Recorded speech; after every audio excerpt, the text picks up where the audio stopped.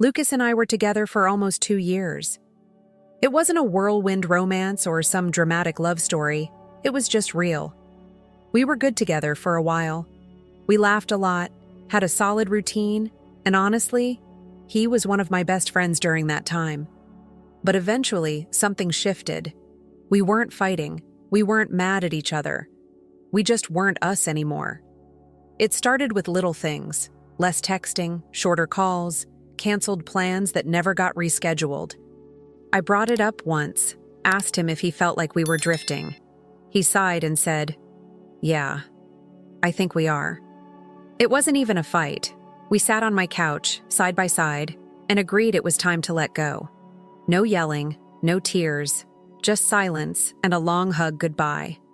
People around us were shocked. "You two were perfect together," they'd say. But we weren't. Not anymore. And we both knew that staying together would only sour the good memories we'd built. So we parted ways like adults, with no lingering resentment, no broken promises. Over the months that followed, we kept it cordial. We still had mutual friends, so we'd see each other now and then. A quick, "Hey, how are you?" at a party, a nod across the room. That was it. I genuinely believed I had moved on. I wasn't crying over him. I wasn't stalking his socials. I wasn't waiting for a text that never came. Lucas became part of my past, and I was okay with that. And then came the twist. Not from him, but from someone I never expected. Someone who'd been by my side through it all, who I thought I could trust without question. Someone named Julia. Julia and I have been inseparable since we were 13. We went through everything together. School crushes, heartbreaks, late-night calls full of laughter or tears. She was the kind of friend who knew what I was thinking with just a glance. And when I started dating Lucas, she was one of the first people I told. She smiled, hugged me, and said she was happy for me. I believed her. But over time, I started noticing little things. The way she'd compliment him more than usual. How she always volunteered to take pictures of us, but sometimes lingered just a bit too long in conversations with him. When we were all hanging out, she'd laugh a little too hard at his jokes, lean in a little closer than necessary. It wasn't anything overt. Nothing I could point to and say, "That's wrong." But I felt it. Still, I trusted her. I told myself it was just in my head, that I was being paranoid. Julia would never do something like that. She knew how much I cared about him. I had no reason to doubt her. After the breakup, Julia was there for me like always. She came over with ice cream, let me vent, told me I'd find someone better. She never once mentioned Lucas. For a while, it was comforting, familiar, like old times. But then she started slipping him into conversations again. "I saw Lucas at the coffee shop today," or "Lucas posted something really funny yesterday." Just casual stuff, but enough to make me pause. At first, I shrugged it off, but the mentions became more frequent. She started knowing things about his life that I hadn't heard through our mutual friends. They were clearly talking, and it wasn't just random run-ins or online exchanges. They were texting, a lot. Something felt off, but again, I stayed quiet. I didn't want to sound bitter or possessive. We were all adults, right? Right? It started subtly. At first, it was Julia telling me Lucas had sent her a meme or that they'd bumped into each other on campus. Then she'd mentioned they grabbed coffee by chance, or that he helped her with something for class. I wanted to believe it was all innocent. I really did. But the frequency, it wasn't adding up. One afternoon, we were at a group hangout. A bunch of our friends were chatting, and I saw them sitting together across the room, laughing, leaning in, whispering things to each other. The energy was different. Not flirty in a high school way, but familiar, intimate. Like they had inside jokes I didn't know about. Like I wasn't part of that world anymore. I told myself it was none of my business. I reminded myself that Lucas and I were over, that I didn't want him back. But that's the thing. This wasn't about wanting him. It was about her, about them. It felt like a door I had gently closed was now being kicked wide open by someone I never expected. I started keeping my distance, skipped a few group outings. I told Julia I was busy when she invited me to study together or grab lunch. I needed space to figure out why everything felt so off. One night, I couldn't sleep, so I scrolled through Instagram. That's when I saw it. A story she posted, a boomerang of 2 coffee cups across a table. One of the sleeves had a little doodle. Lucas's doodle. He used to draw them on my napkins. I knew that was him. It hit me like a punch in the stomach. She never mentioned seeing him that day. She didn't tag him. But I knew. They were spending time together more than she let on. It wasn't official yet. Not publicly. But in my gut, I already knew. They weren't just friends anymore. It happened on a Tuesday. I remember because I had just come home from a long day at work, exhausted and craving silence. Julia texted saying she needed to talk.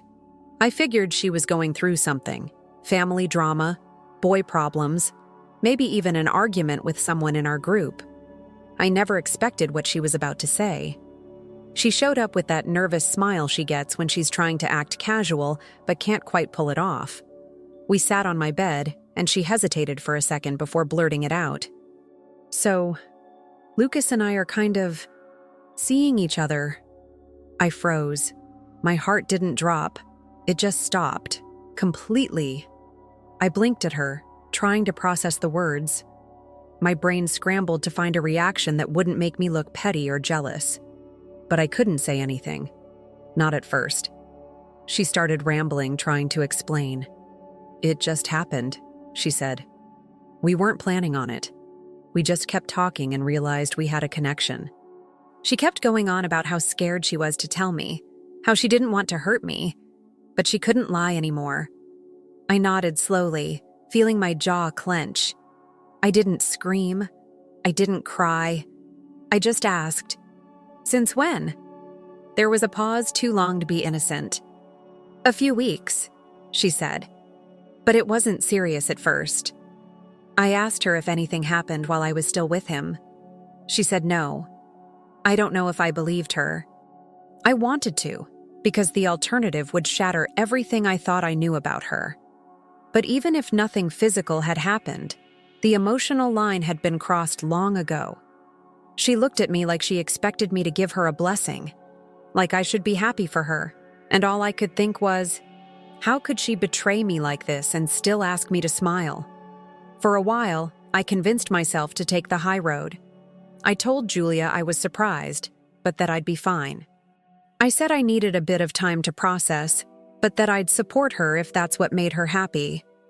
I think part of me wanted to prove, maybe to her, maybe to myself, that I wasn't bitter, that I was mature, that I could be above it all. So I played along. I went to group hangouts where they both showed up, pretended it didn't bother me when they sat too close or when he remembered something about me, and made it into a joke they now shared. I smiled when they made eyes at each other, even though every second of it made my skin crawl. I told myself I was being a good friend, that this was what grown-ups did, that it wasn't like he cheated, and I had no claim over him anymore. But deep down, I felt like I was slowly disappearing, like my memories, my feelings, my boundaries were being erased to make room for their new story. There was this one night. Our friend Renata hosted a movie night at her place. We were all curled up on the couches and blankets, passing popcorn, making stupid comments about the plot. I sat on the far end of the room, and Lucas and Julia were cuddled up under the same blanket. I tried not to look. I tried not to care. But I wasn't watching the movie anymore. I was just listening to their whispered giggles, their private jokes, their shared silence. When I got home that night, I cried. Not because I missed Lucas. I really didn't. But because I felt like I was being erased from my own life. Like the people who were supposed to be my safe space were now part of something I couldn't understand, let alone accept. But I kept quiet. I kept pretending. Because no one wants to be the girl who can't let go. I couldn't keep swallowing it anymore. One night, After yet another awkward group dinner where I felt like a ghost, I called Julia and asked her to come over. She showed up smiling, like everything was fine. Like I hadn't been dying inside for weeks. We sat at the kitchen table and I just said it. "I'm not okay with this." Her smile faded. "With what?" she asked, acting like she didn't already know. "You and Lucas, you dating him." I tried to be supportive, but it feels wrong. It hurts. And I don't think you see that. She leaned back in the chair, crossed her arms. "We didn't do anything behind your back. I never said you did. I'm not accusing you of cheating. I'm telling you that it's weird that you're with someone I was in love with. And it's even weirder how fast you jumped into it after everything." She rolled her eyes. "You and Lucas broke up 6 months ago, Isabella. You said you were over him." "I am over him," I said, raising my voice without meaning to. "This isn't about still wanting him. It's about you. You were my best friend. You knew what he meant to me. You saw everything. And now you're with him?" She looked genuinely annoyed. "You're being dramatic. People move on. You can't claim someone forever just because you dated them once." "I'm not trying to claim him," I said quietly. "I just didn't think you'd be the one to go there. Not you." She stood up, grabbed her bag. "Well, sorry I found something real and you can't handle it. I thought you'd be happy for me. Guess I was wrong." And just like that, she walked out. I sat there in silence, wondering how I became the villain in her story. For feeling something I couldn't just shut off. It didn't take long for the whispers to start. Our mutual friends, people I'd laughed with, cried with, trusted, began picking sides. And spoiler alert, most of them weren't picking mine. At first it was subtle. Fewer replies in the group chat. Invites to hangouts that never made it to my phone. I thought maybe I was being paranoid again, but then Renata messaged me out of the blue. "Hey, are you mad at Julia or something?" I told her the truth, or at least my version of it, that I was hurt, that I needed some space, that it felt like a betrayal. But as I typed it, I could already hear the judgment forming in her silence. And sure enough, she replied, "I get it, but you don't own Lucas. They're happy. Shouldn't that be what matters?" That phrase, "you don't own him," started popping up a lot, like it was some kind of moral shield for what they were doing. Like because I didn't have legal possession of the man, I wasn't allowed to feel uncomfortable watching my ex and my best friend turn into a couple right in front of me. It wasn't about ownership. It was about boundaries, loyalty, respect. But somehow, in everyone else's eyes, I was the one making it weird, the one holding a grudge, the one who needed to get over it. Even people who hadn't spoken to me in months started popping up to give unsolicited advice. João, a guy I barely talked to, messaged me on Instagram. "You should just let them be. You're making this harder than it has to be." Was I? Was I really making it harder? I started questioning myself. Maybe I was overreacting. Maybe I was too sensitive. Maybe I should have been more chill. But every time I imagined being in the same room with them again, watching them hold hands or kiss or laugh about something only they understood, I felt like I was drowning. So I did the only thing I could think of. I began to pull away. For real this time. I stopped replying to the group chat. I muted stories, left messages on read, started skipping every event where I knew they'd be. At first, no one seemed to notice. Or maybe they did and just didn't care. Either way, the silence was almost a relief. I needed air. Space. Time to remember who I was before all of this. I spent weekends alone or with people outside DeKalb Circulo. I picked up old hobbies, started journaling again, even went to a yoga class. Anything that didn't involve pretending everything was okay when it clearly wasn't. Julia reached out once, maybe 2 weeks after our fight.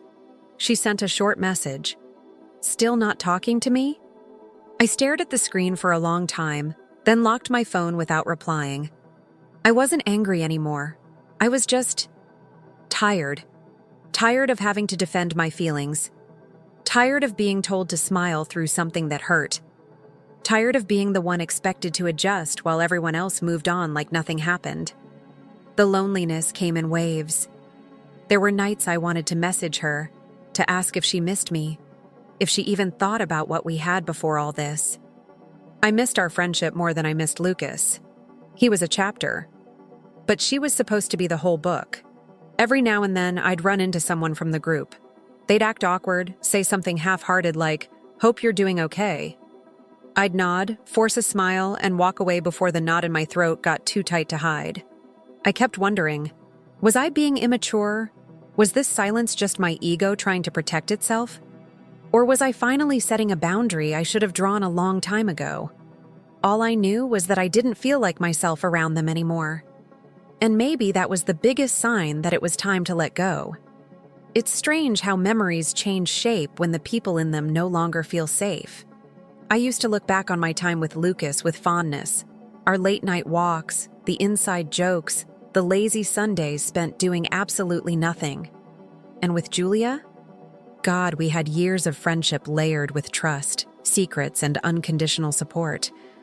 Or so I thought. Now all of it feels stained. There's a photo on my shelf.